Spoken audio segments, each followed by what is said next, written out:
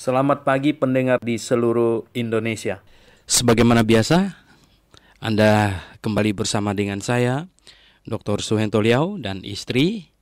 Pagi hari ini kita akan mempelajari Alkitab lagi, firman Tuhan yang Tuhan berikan kepada kita untuk kita baca, kita pelajari, dan kita simak hikmahnya dari dalam Alkitab ini. Dan hari ini kita sampai di Kisah Para Rasul pasal yang ke-13. Kisah Para Rasul pasal yang ke-13 dari keseluruhan program, yaitu dari Injil Matius hingga Kitab Wahyu. Sekarang kita sampai di Kisah Para Rasul pasal yang ke-13. Sebelum membaca dan membahasnya, mari kita berdoa sejenak. Tuhan Yesus, terima kasih untuk anugerah-Mu, untuk keselamatan jiwa kami. Engkau rela datang, dihukumkan di atas kayu salib menggantikan kami. Terima kasih. Dan bukan itu saja, setelah kami diselamatkan, di tangan kami ada firman-Mu. Tulisan yang Engkau inspirasikan dan terpelihara sampai generasi kami, sehingga kami bisa mempelajarinya. Terima kasih. Pimpinlah kami di dalam mempelajarinya. Kami berdoa dalam nama Tuhan Yesus Kristus. Amin. Oke pendengar sekalian, kita akan membacanya dari ayat 1 hingga ayat 12 terlebih dahulu. Silakan, Lini. Pada waktu itu dalam jemaat di Antiokhia ada beberapa nabi dan pengajar, yaitu Barnabas dan Simeon yang disebut Niger, dan Lukius orang Kirene, dan Menahem yang diasuh bersama dengan raja wilayah Herodes dan Saulus. Pada suatu hari ketika mereka beribadah kepada Tuhan dan berpuasa, berkatalah Roh Kudus, "Khususkanlah Barnabas dan Saulus bagiku untuk tugas yang telah kutentukan bagi mereka." Maka berpuasa dan berdoalah mereka, dan setelah meletakkan tangan ke atas kedua orang itu, mereka membiarkan keduanya pergi. Oleh karena disuruh Roh Kudus, Barnabas dan Saulus berangkat ke Seleukia, dan dari situ mereka berlayar ke Siprus. Setiba di Salamis, mereka memberitakan firman Allah di dalam rumah-rumah ibadat orang Yahudi, dan Yohanes menyertai mereka sebagai pembantu mereka. Mereka mengelilingi seluruh pulau itu sampai ke Pafos. Di situ mereka bertemu dengan seorang Yahudi bernama Bar-Yesus. Ia seorang tukang sihir dan nabi palsu. Ia adalah kawan gubernur pulau itu, Sergius Paulus, yang adalah orang cerdas. Gubernur itu memanggil Barnabas dan Saulus karena ia ingin mendengar firman Allah. Tetapi Elimas, demikianlah namanya dalam bahasa Yunani, tukang sihir itu, menghalang-halangi mereka dan berusaha membelokkan gubernur itu dari imannya. Tetapi Saulus, juga disebut Paulus, yang penuh dengan Roh Kudus, menatap dia dan berkata, "Hai anak iblis, engkau penuh dengan rupa-rupa tipu muslihat dan kejahatan. Engkau musuh segala kebenaran. Tidakkah engkau akan berhenti membelokkan jalan Tuhan yang lurus itu? Sekarang, lihatlah tangan Tuhan datang menimpa engkau, dan engkau menjadi buta. Beberapa hari lamanya engkau tidak dapat melihat matahari." Dan seketika itu juga orang itu merasa diliputi kabut dan gelap. Dan sambil meraba-raba ia harus mencari orang untuk menuntun dia. Melihat apa yang telah terjadi itu, percayalah gubernur itu, ia takjub oleh ajaran Tuhan. Ya, pendengar yang kami kasihi di dalam Yesus Kristus, kita lihat di Kisah Rasul pasal yang ke-13 ini, di mana di jemaat Antiokhia, ya di sini di pasal yang 11-12 kita sudah mengenal sedikit tentang jemaat Antiokhia, di mana orang-orang pelarian dari Yerusalem datang melintas di Antiokhia memberitakan Injil kepada orang-orang di Antiokhia. Sehingga terjadilah orang-orang di Antiokhia sebagian yang non-Yahudi maupun yang Yahudi ada yang percaya kepada Tuhan Yesus Kristus. Dan dengan demikian terbentuklah jemaat di Antiokhia. Ini adalah jemaat pertama sesudah jemaat di Yerusalem dan Samaria yang terdiri dari orang-orang beraneka ragam di dalamnya, yang non-Yahudi. Ini adalah jemaat multinasional. Kita lihat di sini dikatakan ya, pada pasal 13 ayat yang pertama menunjukkan mutu kapasitas dari jemaat Antioquia. Pada waktu itu, dalam jemaat di Antioquia ada beberapa nabi dan pengajar. Ada nabi dan pengajar. Nah, mengapa pada waktu itu ada nabi? Ya, karena Allah masih mencurahkan wahyunya, sehingga pada waktu itu, pada masa itu, wahyu masih jalan, ya, sehingga masih ada karunia nabi. Tetapi karunia nabi berhenti, ya, sejak wahyu dari Allah berhenti, ya. Sejak proses pewahyuan sampai ya, di wahyu pasal yang terakhir, ayat yang terakhir, ya, maka selesailah sudah proses pewahyuan, maka selesailah pula karunia yang dikhususkan bagi ini untuk mengantarkan wahyu. Antara lain yaitu karunia bernubuat, karunia berbahasa lidah, dan lain sebagainya, yaitu karunia yang sifatnya mengantar kepada wahyu itu, mengantar wahyu itu kepada manusia. Jadi di situ kita lihat di Antioquia masih ada nabi, kemudian pengajar. Ya, pengajar karena tidak menerima wahyu, artinya pengajar itu mengajarkan wahyu yang sudah ada, atau mengajarkan kitab perjanjian lama, dan hari ini mengajarkan perjanjian baru juga, ya seperti yang saya lakukan ini, yaitu mengajar. Nah, karunia mengajar masih akan tetap ada sampai Tuhan datang menjemput kita. Jadi pendengar yang saya kasih dalam Yesus Kristus, ya, karunia nabi dengan karunia pengajar itu dua hal yang berbeda. Karunia nabi itu adalah karunia menerima wahyu, menyampaikan wahyu. Nah, kalau wahyu diberhentikan, maka karunia nabi sudah tidak ada, otomatis. Sedangkan karunia pengajar itu mengajarkan apa yang sudah diwahyukan. Oleh sebab itu karunia pengajar itu ada terus, ya, sampai hari ini. Ada terus, ya. Jadi pendengar yang saya kasih dalam Yesus Kristus, kita lihat di sini ada nabi, kemudian ada pengajar. Nah, disebutkan nama-nama mereka, ya, yang kita tidak diperinci siapa yang dapat karunia nabi, siapa yang pengajar. Tapi di sini nama-namanya disebutkan Barnabas, ya, Simeon, ya, yang disebut Niger, dan Lukius, ya, orang Kirene, dan Menahem yang diasuh bersama dengan raja wilayah Herodes dan Saulus. Kita lihat Barnabas. Siapa dia Barnabas? Kita sudah tahu banyak tentang Barnabas. Namanya saja mempunyai arti anak penghiburan.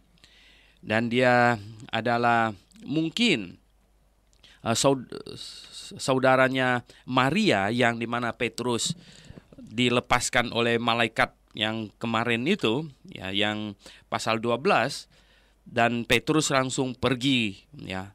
Petrus langsung pergi ke rumahnya Maria, ya, Maria ibu Yohanes. Sedangkan Yohanes Markus ini disebut keponakannya Barnabas. Nah, mungkin Barnabas ini adalah saudaranya Maria itu, ya. Dan Simeon yang disebut Niger. Niger itu adalah artinya hitam, ya. Jadi negro, ya, atau Niger. Jadi Simeon ini mungkin berasal dari Afrika. Ya, dia adalah orang negro, ya, orang hitam.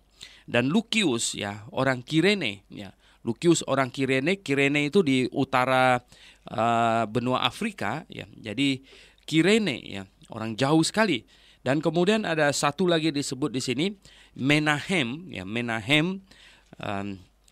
Ini khas nama Yahudi kedengarannya, ya, yang diasuh bersama dengan raja wilayah Herodes. Berarti, ya, ini adalah bangsawan, ya, baru bisa diasuh bersama dengan seorang raja. Biasanya kalau raja masih kecil, ya, artinya pangeran, ya, pangeran masih kecil, ya kan tidak mungkin dia tidak punya teman bermain. Ya mereka akan carikan ya sama-sama bangsawan yang mempunyai anak yang sepantaran, yang bisa ikut diajar bersama-sama, belajar bersama-sama, dan diasuh bersama-sama supaya pangeran itu mempunyai teman. Menahem di sini disebutkan bahwa dia diasuh bersama-sama raja wilayah Herodes. Berarti dia adalah seorang bangsawan yang posisinya lumayan hebat. Namun ya, lihat dia sekarang menjadi seorang percaya dan menjadi anggota jemaat di Antioquia. Puji syukur kepada Tuhan di mana pada zaman itu bukan hanya orang kecil yang sudah mendengar Injil, walaupun Tuhan Yesus berkata kepada Yohanes Pembaptis, orang lumpuh sudah berjalan, ya, orang buta sudah melihat, dan Injil sudah diberitakan kepada orang-orang miskin. Namun kita lihat, ya, orang-orang kaya juga banyak yang sudah percaya, dan bahkan ya, bangsawan, orang-orang terpandang banyak yang sudah percaya. Walaupun tentu lebih banyak orang sederhana. Dan di sini yang terakhir disebutkan adalah Saulus. Saulus yang diajak oleh Barnabas pergi ke Antioquia. Nah, jemaat yang saya kasih dalam Tuhan, ya, pendengar sekalian, saya biasa khotbah di gereja, jadi pendengar sekalian, ya, di sini kita lihat ini jemaat Antioquia adalah jemaat multinasional yang pertama, karena di Yerusalem jemaat di situ terdiri dari orang-orang Yahudi, sedangkan di Samaria terdiri dari orang-orang yang non-Yahudi campuran, yaitu orang Samaria. Sedangkan di rumahnya Cornelius, ya mungkin ya kita tidak tahu segera di situ terbentuk jemaat ya atau tidak, ya mungkin kemudian terbentuk jemaat. Tetapi yang tercatat di Kisah Para Rasul ini, Antioquia adalah jemaat yang terindah, adalah jemaat yang sungguh-sungguh ya menyenangkan hati Tuhan, jemaat multinasional yang sungguh-sungguh akan dipakai oleh Tuhan sebagai mother church, ya standing church di sini, ya. Jadi jemaat yang mengirim misioneri keluar. Katanya pada suatu hari ketika mereka beribadah kepada Tuhan dan berpuasa, jadi mereka ada aktivitas yaitu beribadah kepada Tuhan, mungkin bikin kebaktian, dan mereka juga ada acara berpuasa. Nah, hari ini apakah jemaat kita perlu ada acara berpuasa? Ya, saya katakan kalau ada sesuatu hal yang Anda anggap lebih penting dari makan, silakan ya. Tetapi sekali lagi hati-hati, jangan sampai acara berpuasa ini menjadi salah. Ya, kita lihat di sini acara puasa ini jangan sampai dia merupakan sebuah upacara ya. Karena di zaman ibadah hakikat ini kita tidak ada yang bersifat ibadah simbolik lagi. Dan hati-hati, puasa ini bisa terpeleset ke asketikisme. Jadi membawa konsep Buddhism ya ke dalam kekristenan, di mana konsep asketikisme itu adalah menyiksa diri untuk menimbulkan belas kasihan dari pihak Allah. Ada kelompok Kristen yang mereka doa semalam suntuk, ya. Puasa, doa semalam suntuk, terus besoknya tidur sehari suntuk. Nah, itu tidak benar ya, tidak benar. Lalu mereka berkata, mengapa Tuhan Yesus juga doa semalam suntuk? Karena Tuhan Yesus tidak ada waktu di siang hari. Oleh sebab itu, dia doa di malam hari. Tetapi kalau Anda doa semalam suntuk, habis itu tidur sehari suntuk, itu tidak benar ya.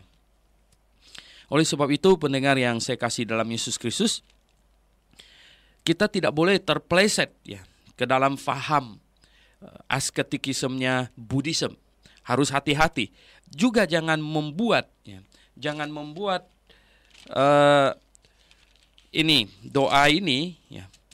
Jangan membuat doa puasa ini semacam sesuatu yang bersifat mistik ya, akan mendatangkan kekuatan gitu. Seperti misalnya ada pendeta yang ini katanya ya, wah besok mau khotbah, Sabtu malamnya doa puasa dulu supaya besok mempunyai kekuatan yang lebih, kekuatan yang lebih.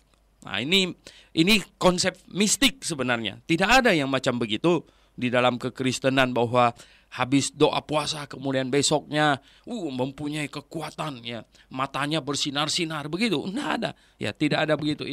Itu faham mistik, ya. Jadi pendengar yang saya kasih dalam Yesus Kristus, kita lihat di sini, ya, mereka, ya, dalam acara kebaktian kemudian berkatalah Roh Kudus, ya, khususkanlah Barnabas dan Saulus bagiku untuk tugas yang telah kutentukan bagi mereka. Nah, Roh Kudus berkata di sini. Roh Kudus berkata, Roh Kudus adalah satu pribadi. Kita lihat ada kelompok yang tidak mau terima Allah Tritunggal. Dia harus memperhitungkan banyak sekali ayat di dalam Alkitab yang menunjukkan bahwa Roh Kudus itu adalah pribadi. Dia berkata-kata, itu adalah salah satu aktivitas pribadi. Dia menghiburkan, dia menguatkan, bahkan dia menuntun kita ke dalam kebenaran. Dia adalah roh kebenaran yang ditempatkan di dalam hati kita, yang membuat setiap orang yang dilahirkan kembali akan mengejar kebenaran. Nah, Roh Kudus ini berkata-kata. Jadi dia menunjukkan pribadi Allah yang ketiga. Ada Bapa yang disebut Bapa adalah Allah, ada Yesus Kristus yang juga adalah Allah, dan di sini Roh Kudus adalah pribadi yang juga disebut Roh Allah. Jadi kita dapatkan di dalam Alkitab ada tiga pribadi yang adalah memiliki sifat ilahi. Oleh sebab itulah kita percaya kepada Allah yang Tritunggal. Bukan karena gereja Katolik, sama sekali bukan, tetapi karena Alkitab. Nah, pendengar yang saya kasih dalam Yesus Kristus, Roh Kudus ini berkata langsung kepada mereka supaya Barnabas dan Saulus dikhususkan untuk satu tugas. Mereka akan diutus. Maka katanya berpuasa dan berdoalah mereka. Mereka tidak tahu secara jelas apa yang akan terjadi dengan Paulus dan Barnabas, dan mereka tidak tahu apa yang akan mereka lakukan karena itu pekerjaan yang pertama. Oleh sebab itu pastilah mereka sangat tegang dan pastilah mereka sangat khawatir, pastilah mereka juga sangat bergembira. Jadi segala macam perasaan bercampur di situ sehingga mereka berdoa dengan sangat dan berpuasa karena ini urusan sangat penting. Dan setelah meletakkan tangan ke atas kedua orang itu, yaitu mentabiskan mereka, mengutus mereka, dan mereka membiarkan keduanya pergi. Dan lihatlah mereka melakukan satu pekerjaan yang baru sekarang ini, yang belum pernah dilakukan oleh rasul-rasul yang lain atau murid-murid yang lain. Nah, pendengar yang saya kasih dalam Yesus Kristus, setelah mereka atau jemaat di sana meletakkan tangan atas Barnabas dan Saulus, akhirnya kedua orang itu oleh karena disuruh Roh Kudus, Barnabas dan Saulus berangkat ke Seleukia. Seleukia. Nah, kita lihat Antioquia itu ke Seleukia, Seleukia itu di pantai pelabuhan. Antioquia agak dalam sedikit. Kalau sekarang ini Antioquia ini sangat mungkin itu adalah ibu kota Libanon sekarang ini. Itu di Antioquia, Seleukia Antioquia. Sekarang itu ibu kota Libanon itu luas sekali. Sekarang ini kita lihat dari Seleukia katanya. Dia berangkat ke Seleukia, itu pelabuhan, kemudian berlayar ke Pulau Siprus, di situ. Dari situ mereka berlayar ke Pulau Siprus. Nah, setiba di Salamis, jadi kota pertama yang mereka sampai adalah kota Salamis. Mereka katanya memberitakan firman di dalam rumah ibadat orang Yahudi. Pertama yang mereka jumpai di tiap-tiap kota yang mereka tuju adalah rumah ibadat orang Yahudi. Karena kelihatannya ini adalah yang paling gampang dilakukan, berhubung Paulus dan Barnabas adalah orang Yahudi, dan kalau dia tiba di kalangan orang Yahudi, mereka akan disambut terlebih dahulu, kemudian berangkat dari kitab Perjanjian Lama, mereka akan menguraikan tentang Injil yang baru. yaitu tentang Yesus Kristus Juru Selamat yang dijanjikan oleh Allah di dalam kitab Perjanjian Lama. Dan Yohanes Markus yang adalah keponakan Barnabas itu, yaitu anaknya Maria yang rumahnya besar di Yerusalem, yang dipakai oleh orang-orang Kristen di situ berkumpul, nah ikut bersama dengan mereka, menyertai mereka sebagai pembantu mereka. Ya, angkat-angkat barang, karena waktu itu belum ada kendaraan yang seperti sekarang ini, dan mungkin juga untuk bantu cuci dan lain sebagainya. Nah, mereka mengelilingi seluruh pulau itu sampai di Pafos. Jadi kalau kita lihat peta, Salamis itu adalah kota di satu sisi dari pulau itu, kemudian Pafos itu adalah di sisinya yang satu lagi. Jadi mereka sampai di kota Pafos di situ, bertemu dengan seorang Yahudi bernama Bar Yesus. Ia seorang tukang sihir dan nabi palsu. Nah, lihat ya, tukang sihir ya dan nabi palsu. Nabi palsu itu ya seringkali bernubuat bergaya, tapi sebenarnya tidak ada wahyu turun padanya, dan dia tukang sihir, berarti ada iblis. Ya, selalu iblis akan berlagak jadi nabi palsu juga. Biasanya begitu. Ia adalah kawan gubernur pulau itu, kawan gubernur Sergius Paulus, yang adalah seorang cerdas ya. Oh, tentu jadi gubernur harus orang cerdas ya. Nah, kalau orang bodoh nanti ya itu bisa kacau balau. Gubernur itu memanggil Barnabas dan Saulus karena ia ingin mendengar firman Allah. Tetapi Elimas ya, demikian namanya dalam bahasa Yunani ya, itu Bar Yesus itu ya. Nggak tahu ya, seorang Yahudi dia namanya Bar Yesus, dan sekarang namanya dalam Yunani itu Elimas. Di situ seringkali pada zaman itu orang punya nama Yahudi dan nama Yunani kalau orang Yahudi begitu. Tukang sihir itu menghalang-halangi mereka dan berusaha membelokkan gubernur itu dari imannya.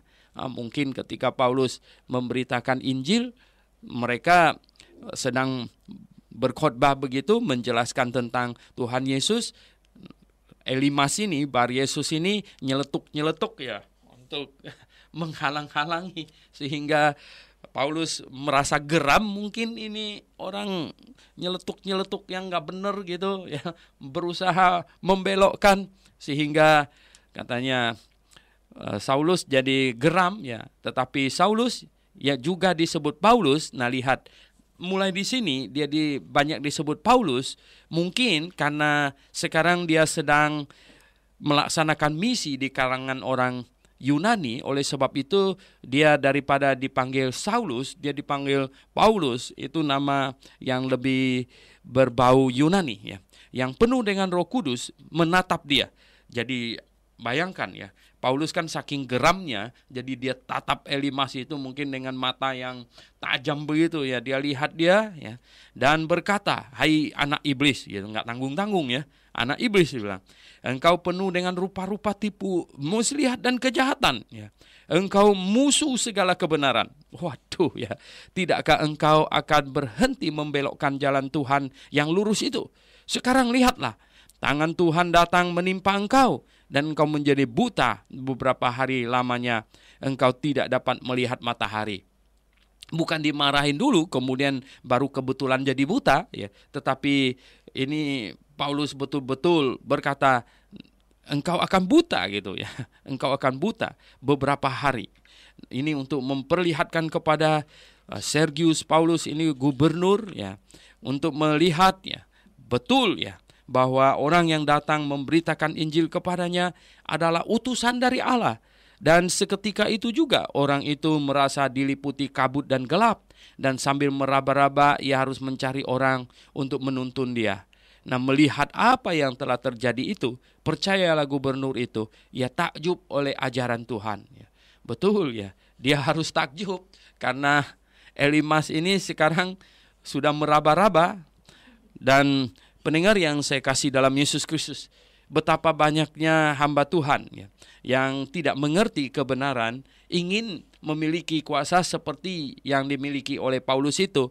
Kalau bisa kita pergi khotbah kemana, ya, kalau orangnya tidak begitu mau terima atau kita menginjil, lalu kita marahin dia dan raba-raba begitu. Nah, saudara yang saya kasih dalam Yesus Kristus, Tuhan tidak mau kita sekarang begini. Ya. Mengapa waktu Paulus itu Tuhan kasih kuasa begitu? Karena waktu itu di tangan Paulus tidak ada firman Tuhan dan dia adalah rasul, dia penerima wahyu. Tuhan meneguhkan firman lisan yang disampaikan oleh Paulus dan wahyu yang diterimanya dengan mujizat, dengan tanda ajaib. Hari ini kita memberitakan firman Tuhan yang sudah tertulis yang di tangan kita. Kalau orang tidak mau terima kita, ya kita pindah ke tempat yang lain. Biar orang lain yang mau terima kita, yang menikmati kasih karunia Allah. Kita disuruh ya memberitakan satu tempat ke tempat yang lain, dan dunia ini sedemikian luasnya sampai Tuhan datang pun ya kita nggak habis-habisnya mengunjungi satu kota ke kota yang lain. Oke pendengar yang kami kasihi di dalam Yesus Kristus, sekarang istri saya akan membacakan lagi Kisah Para Rasul pasal 13 dari ayat 13 sampai selesai, sampai 52. Oke silakan Ellen. Lalu Paulus dan kawan-kawannya meninggalkan Pafos dan berlayar ke Perga di Pamfilia. Tetapi Yohanes meninggalkan mereka lalu kembali ke Yerusalem. Dari Perga mereka melanjutkan perjalanan mereka lalu tiba di Antioquia di Pisidia. Pada hari Sabat mereka pergi ke rumah ibadat lalu duduk di situ. Setelah selesai pembacaan dari hukum Taurat dan kitab nabi-nabi, pejabat-pejabat rumah ibadat menyuruh bertanya kepada mereka, "Saudara-saudara, jika saudara-saudara ada pesan untuk membangun dan menghibur umat ini, silakanlah." Maka bangkitlah Paulus. Ia memberi isyarat dengan tangannya lalu berkata, "Hai orang-orang Israel dan kamu yang takut akan Allah, dengarkanlah.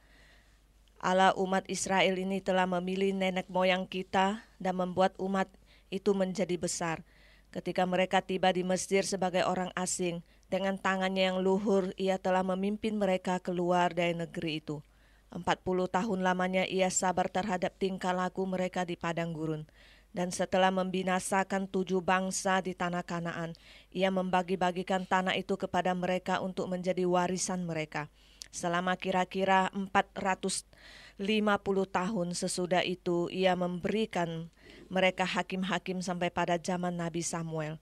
Kemudian mereka meminta seorang raja dan Allah memberikan kepada mereka Saul bin Kisi dari suku Benyamin 40 tahun lamanya. Setelah Saul disingkirkan, Allah mengangkat Daud menjadi raja mereka. Tentang Daud Allah telah menyatakan, "Aku telah mendapat Daud bin Isai, seorang yang berkenan di hatiku dan yang melakukan segala kehendakku. Dan dari keturunannya lah sesuai dengan yang telah dijanjikannya, Allah telah membangkitkan juru selamat bagi orang Israel, yaitu Yesus." Menjelang kedatangannya, Yohanes telah menyerukan kepada seluruh bangsa Israel supaya mereka bertobat dan memberi diri dibaptis. Dan ketika Yohanes hampir selesai menunaikan tugasnya, ia berkata, "Aku bukanlah dia yang kamu sangka, tetapi ia akan datang kemudian daripadaku, membuka kasut dari kakinya pun aku tidak layak. Hai saudara-saudaraku, baik yang termasuk keturunan Abraham maupun yang takut akan Allah, kabar keselamatan itu sudah disampaikan kepada kita. Sebab penduduk Yerusalem dan pemimpin-pemimpinnya tidak mengakui Yesus dengan menjatuhkan hukuman mati atas dia. Mereka menggenapi perkataan nabi-nabi yang dibacakan setiap hari Sabat. Dan meskipun mereka tidak menemukan sesuatu yang dapat menjadi alasan untuk hukuman mati itu, namun mereka telah meminta kepada Pilatus supaya ia dibunuh. Setelah mereka menggenapi segala sesuatu yang ada tertulis dengan dia, mereka menurunkan dia dari kayu salib, lalu membaringkannya di dalam kubur. Tetapi Allah membangkitkan dia dari antara orang mati, dan selama beberapa waktu ia menampakkan diri kepada mereka yang mengikuti dia dari Galilea ke Yerusalem. Mereka itulah yang sekarang menjadi saksinya bagi umat ini. Dan kami sekarang memberitakan kabar kesukaan kepada kamu, yaitu bahwa janji yang diberikan kepada nenek moyang kita telah digenapi Allah kepada kita, keturunan mereka, dengan membangkitkan Yesus seperti yang ada tertulis dalam Mazmur kedua. Anakku, aku telah memperanakan engkau pada hari ini. Allah telah membangkitkan dia dari antara orang mati, dan ia tidak akan diserahkan kembali kepada kebinasaan.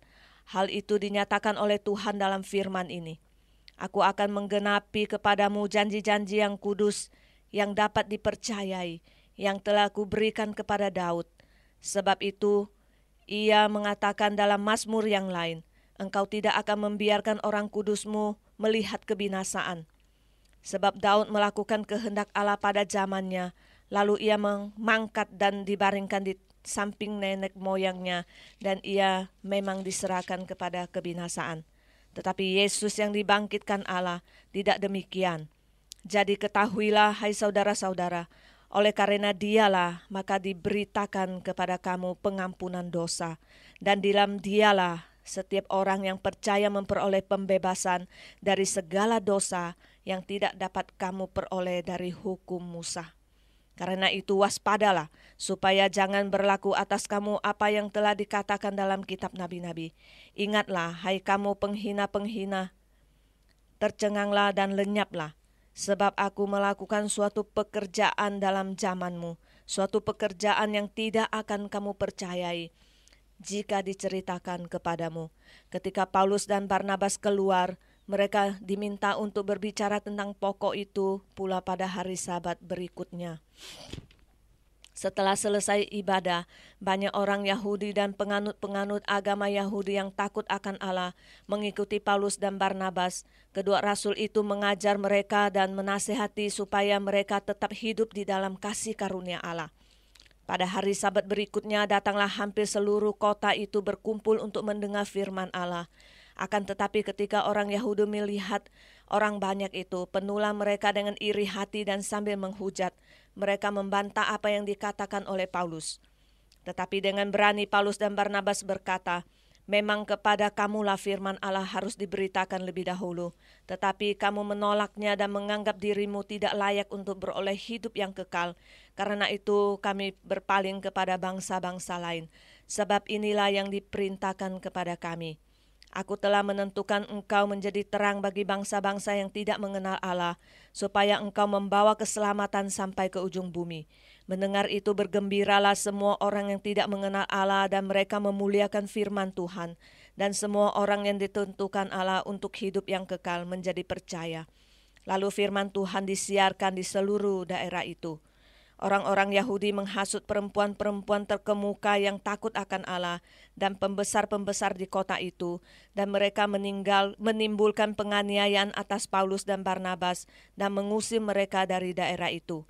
Akan tetapi Paulus dan Barnabas mengebaskan debu kaki mereka sebagai peringatan bagi orang-orang itu, lalu pergi ke Ikonium, dan murid-murid di Antiokhia penuh dengan sukacita dan dengan Roh Kudus. Ya, oke, pendengar yang saya kasih dalam Yesus Kristus, pembacaan yang lumayan panjang ya. Nah, ternyata di Pulau Siprus ya, setelah gubernur itu takjub, ya, gubernur itu sudah percaya, dan pasti berdiri satu jemaat di situ yang di kemudian hari kita lihat Barnabas lah yang pergi mengunjung kembali pulau itu. Dan sekarang Paulus dan Barnabas itu mau berangkat ya, naik kapal menuju ke pantai Asia lagi, yaitu di sekarang ini Turki ya, di Perga ya. Menuju ke Perga ya, yang sekarang itu wilayah Turki, berlayar ya di provinsi Pamfilia ya, di situ Pamfilia, di wilayah Pamfilia. Nah, tetapi Yohanes meninggalkan mereka lalu kembali ke Yerusalem. Nah, rupanya Yohanes waktu itu masih terlalu muda, mungkin dia tidak tahan, dia merasa rindu kepada orang tuanya dan lain sebagainya. Kita tidak tahu yang jelas alasannya apa. Yang jelas Paulus marah sekali. Yohanes yang meninggalkan mereka lalu kembali ke Yerusalem, ya, tidak mau ikut lagi gitu. Nah dari Perga, ya mereka akhirnya tiba di pantai di Perga. Ya. Nah mereka melanjutkan perjalanan mereka, lalu tiba di Antioquia di Pisidia. Nah ini mereka dari Antioquia di Syria, di wilayah Syria. Sekarang mereka dari situ berlayar ke Pulau Siprus, dan dari Siprus mereka naik, ya, berlayar ke utara dan tiba di pantai yang sekarang wilayah Turki. Dan di situ juga ada kota yang namanya Antioquia. Dari pelabuhan di Perga, mereka jalan, mereka sampai di Antioquia di situ. Antioquia Pisidia. Jadi kota namanya sama, Antioquia lagi gitu. Nah, pada hari Sabat mereka pergi ke rumah ibadat di situ, lalu duduk di situ, ya. Nah, setelah selesai pembacaan dari hukum Taurat, itu kebiasaan di rumah ibadat sinagog, ya. Waktu itu mereka ada membaca kitab Taurat, kadang-kadang kitab Nabi Yesaya, pokoknya kitab Perjanjian Lama lah. Nah, pejabat-pejabat rumah ibadat menyuruh bertanya kepada mereka, ya.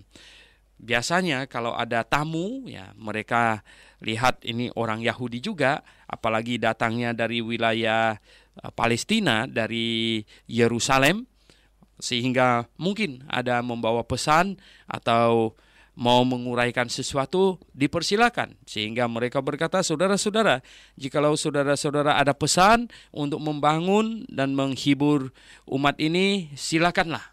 Nah, Paulus tidak akan sia-siakan kesempatan ini, maka bangkitlah Paulus, ya. Ia memberi isyarat dengan tangannya, mungkin dia angkat tangannya, nah, lalu berkata, hai orang-orang Israel dan kamu yang takut akan Allah. Nah, sapaannya lihat, ya, katanya, hai kamu, ya, orang-orang Israel, ya, orang Israel, orang Yahudi, ya, dan, ya, kamu yang takut akan Allah. Kamu yang takut akan Allah itu bangsa lain, Yunani, ya, bangsa lain yang menganut agama Yudaisme. Jadi kamu yang takut akan Allah, dengarkanlah. Allah umat Israel. Nah, Paulus mulai menguraikan, ya. Paulus mulai menguraikan tentang sejarah. Nah, kita sudah tahu sejarah ini, bagaimana Paulus menguraikan, ya, dari pemilihan, ya, dari leluhurnya katanya yang keluar dari Mesir, ya. Kemudian sampai di Kanaan. Kemudian 450 tahun kurang lebih itu masa hakim-hakim, ya. Sesudah itu ia memberikan mereka hakim-hakim, ya. Jadi katanya di sini, ya, ia membagi-bagikan tanah itu kepada mereka untuk menjadi warisan mereka, ya, selama kira-kira 450 tahun. Sesudah itu ia memberikan mereka hakim-hakim, ya. Jadi, ya, di Mesir kurang lebih 400-an tahun, kemudian masa hakim-hakim kurang lebih 400-an tahun. Barulah kemudian dipilih seorang raja namanya Saul, yaitu bin Kisi dari suku Benyamin. Dan kemudian Saul ini tidak berkenan kepada Allah, diangkatlah Daud, ya. Nah, tentang Daud, ya, Allah mengatakan, ya, Daud anak Isai, ya, akan ada seorang yang berkenan, adalah seorang yang berkenan di hati Tuhan, ya. Dan dari keturunannya lah, keturunan Daud lah, Tuhan akan menepati janjinya untuk mendatangkan seorang juru selamat bagi Israel, ya, juru selamat bagi Israel, yaitu Yesus. Nah, menjelang kedatangan Yesus, Yohanes telah menyerukan kepada seluruh bangsa Israel supaya mereka bertobat dan memberi diri dibaptis, ya. Sekali lagi, memberi diri dibaptis. Jadi yang belum bisa ambil keputusan nggak bisa dibaptis, ya. Dan ketika Yohanes hampir selesai menunaikan tugasnya, ia berkata, aku bukanlah dia yang kamu sangka, tetapi ia akan datang kemudian daripada aku. Membuka kasut dari kakinya pun aku tidak layak. Nah, yang dia maksudkan adalah Yesus.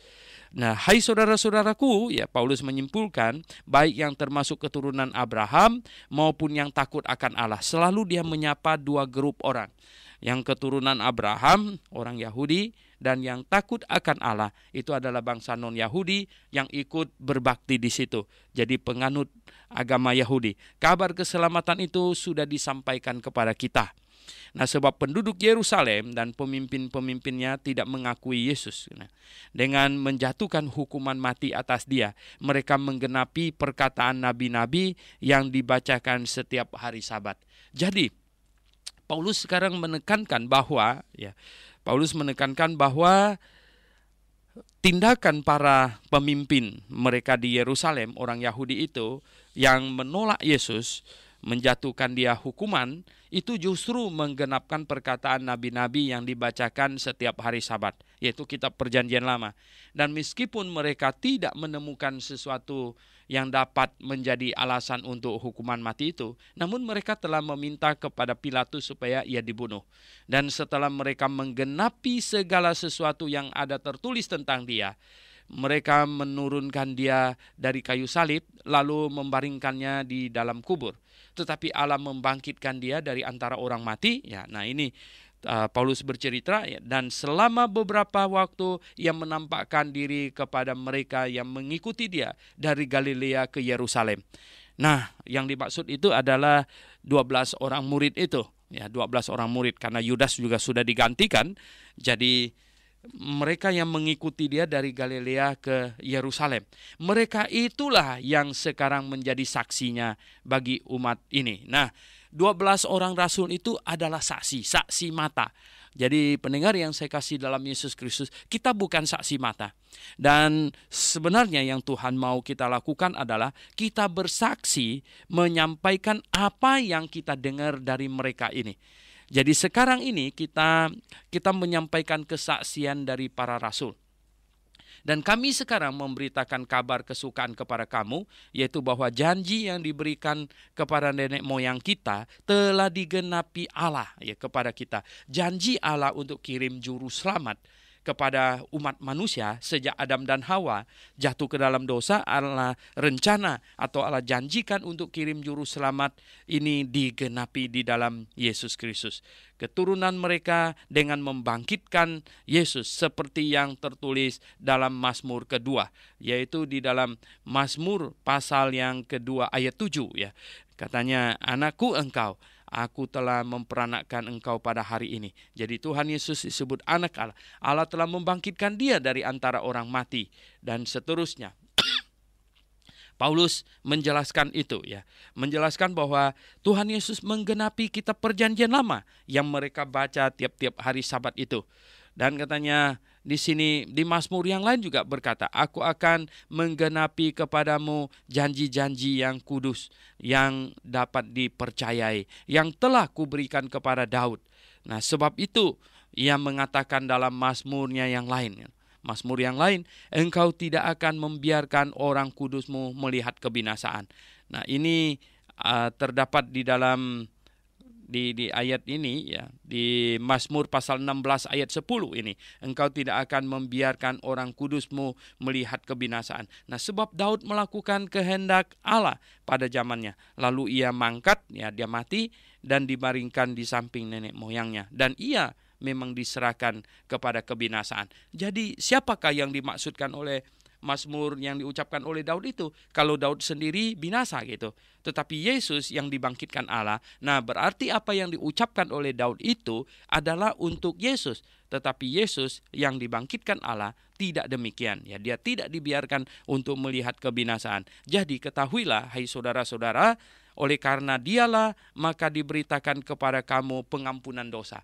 Jadi oleh karena Yesus Kristus yang sudah mati dan kemudian bangkit itu, maka Injil, kabar baik ini diberitakan kepada kamu sekalian ya, sebagai pengampunan dosa. Ya, diberikan kepadamu ini pemberitaan pengampunan dosa, bahwa barang siapa yang bertobat dan percaya kepada Yesus, maka semua dosanya dihitung sudah tertanggung atas diri Tuhan Yesus. Dan di dalam dialah setiap orang yang percaya katanya, memperoleh pembebasan dari ya, kalau percaya kita mendapat pembebasan dari segala dosa. Mengapa? Karena barang siapa yang percaya kepada Yesus, mengaminkan bahwa Yesus dihukumkan menggantikannya dan dia hidup bagi Yesus, maka semua dosanya dihitung selesai, dijatuhi hukuman di dalam Yesus, yang tidak dapat kamu peroleh dari hukum Musa. kata Paulus.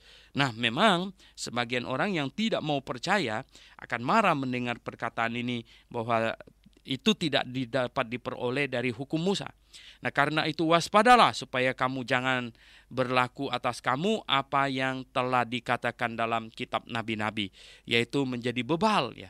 Paulus berkata, jangan itu berlaku atas kamu apa yang dinubuatkan oleh para nabi, yaitu bahwa ini penghina sebagai penghina dan terhadap kebenaran ya, tercenganglah, lenyaplah ya, sebab Allah melakukan suatu pekerjaan dalam zamanmu, suatu pekerjaan yang tidak akan kamu percaya jika diceritakan kepadamu. Jadi pendengar yang saya kasih dalam Yesus Kristus, bahkan sekarang pun ya, ada banyak nubuatan di dalam Alkitab, hendaknya kita tidak menggenapi nubuatan Alkitab dari aspek negatif.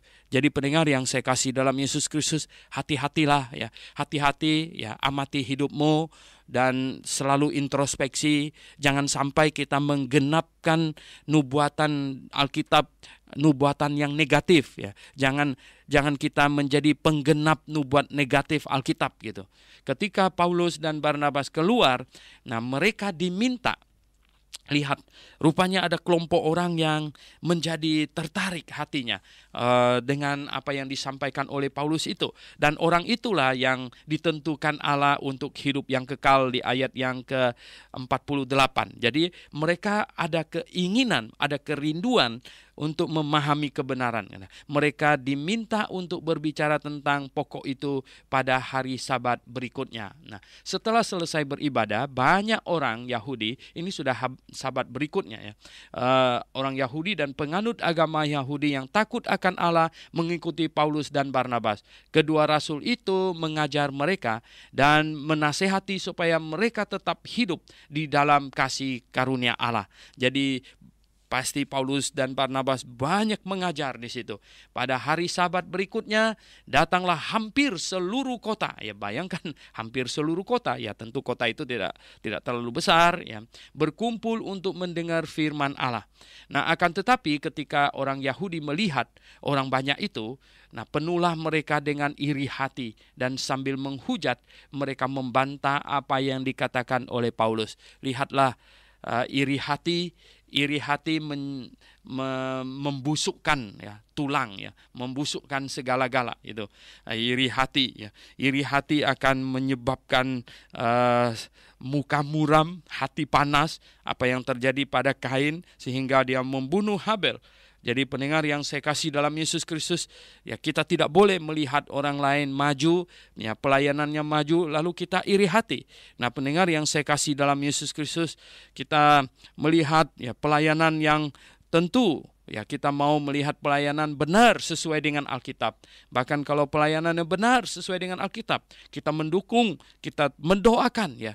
Kalau orang lain berani menyampaikan firman Tuhan dengan tegas, dengan keras ya, dengan berani, kita tidak berani, kita bukannya iri, kita bukannya marah, kita harus mendoakannya supaya Tuhan pimpin.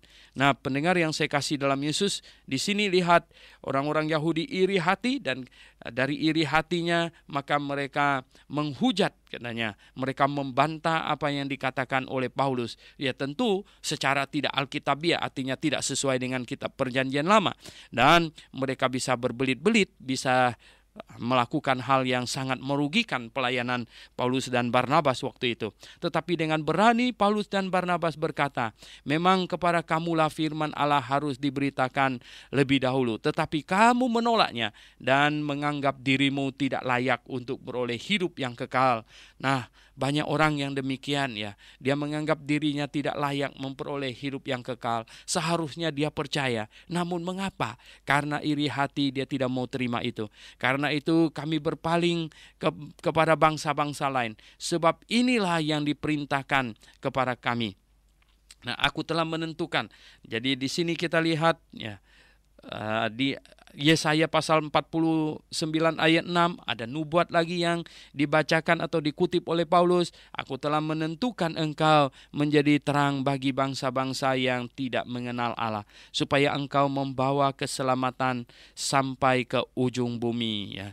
Jadi itu juga sudah dinubuatkan di dalam Yesaya 49 ayat 6. Nah, mendengar itu bergembiralah semua orang yang tidak mengenal Allah dan mereka memuliakan Allah. Jadi orang lain yang tadinya tidak mengenal Allah sekarang malah jadi yang senang. Karena malah jadi yang senang, akhirnya mereka memuliakan firman Tuhan. Dan semua orang, sebenarnya bukan semua orang, kalau di bahasa aslinya itu hosoi. Ya. Hosoi itu dalam bahasa Inggris diterjemahkan as many as. Jadi seberapa banyak orang ya yang ditentukan Allah untuk hidup yang kekal menjadi percaya. Nah, Calvinis memelintir ayat ini, jadi orang percaya itu karena sudah ditentukan oleh Allah. Oh, no, Allah menentukan mereka diselamatkan karena di atas ayat 42, karena mereka ada keinginan di dalam hati mereka untuk kebenaran dan mereka mendengarkan kebenaran, kemudian mereka menjadi percaya. Nah, Allah menentukan mereka diselamatkan. Jadi memang keselamatan itu adalah terjadi, ada pihak dari manusia yang ingin mendengarkan firman Tuhan dan kemudian mengaminkan, mempercayai firman Tuhan. Kemudian Allah menentukan, Allah kemudian mengirim Roh Kudus masuk ke dalam hati mereka pada saat mereka percaya. Jadi percaya dulu, Roh Kudus baru masuk ke dalam hati. Itulah yang dikatakan dalam Efesus pasal 1 ayat 13. Jadi percaya dulu baru Roh Kudus masuk, bukan masuk dulu baru percaya gitu. Ya, jadi di dalam Efesus pasal 1 ayat 13 dikatakan ketika kamu percaya, dimeteraikan dengan Roh Kudus yang dijanjikannya itu. Jadi ketika kamu percaya. Nah, jadi kita lihat prosedurnya itu. Nah, mereka menjadi percaya dan katanya mendapat hidup yang kekal ya. Lalu firman Tuhan disiarkan di seluruh daerah itu. Ya, di seluruh daerah apa? Di seluruh daerah ya Pamfilia, Pisidia, itu wilayah Pamfilia, Pisidia ya. Nah, di kota Antioquia di situ. Kemudian orang-orang Yahudi katanya, nah melihat perkembangan itu, mereka menghasut perempuan-perempuan terkemuka. Perempuan-perempuan terkemuka, lihat ya, perempuan-perempuan ini nggak tahu mereka dipakai lagi ya. Terkemuka yang takut akan Allah ya, yaitu yang masuk agama Yahudi ya, dan pembesar-pembesar kota itu, dan mereka menimbulkan penganiayaan atas Paulus dan Barnabas dan mengusir mereka dari daerah itu. Mengusir mereka dari situ ya, akan tetapi Paulus dan Barnabas mengebaskan debu kaki mereka sebagai peringatan bagi orang-orang itu. Lalu pergi ke Ikonium ya, dan murid-murid di Antioquia penuh dengan sukacita dan dengan Roh Kudus ya. Jadi terjadilah atau terbentuklah satu jemaat di Antioquia. Ada murid-murid di situ sekarang dan mereka penuh dengan Roh Kudus katanya. Oh, sungguh indah sekali. Ini adalah perjalanan misi Rasul Paulus yang pertama, Kisah Rasul pasal 13 ini. Dia diutus bersama Barnabas ya, menuju ke wilayah lain. Ini adalah pengalaman pertama mereka memberitakan Injil di luar orang-orang kalangan Yahudi. Lihat, mereka pertama datang dulu kepada orang Yahudi, kemudian orang Yahudi menolak, dan akhirnya mereka sekarang memberitakan Injil kepada bangsa-bangsa yang lain juga. Mari kita berdoa. Bapa di sorga, terima kasih kami sudah menelusuri perjalanan misi Rasul Paulus yang pertama yang diutus oleh jemaat Antioquia di Syria. Tuhan, kami mohon pimpinan-Mu di hari-hari berikut. Kami akan mempelajari perjalanan misi Rasul Paulus. Dan Tuhan pimpin biar kami mengerti dan hati kami pun meluap-luap untuk memberitakan Injil-Mu. Kami berdoa dalam nama Tuhan Yesus Kristus. Amin.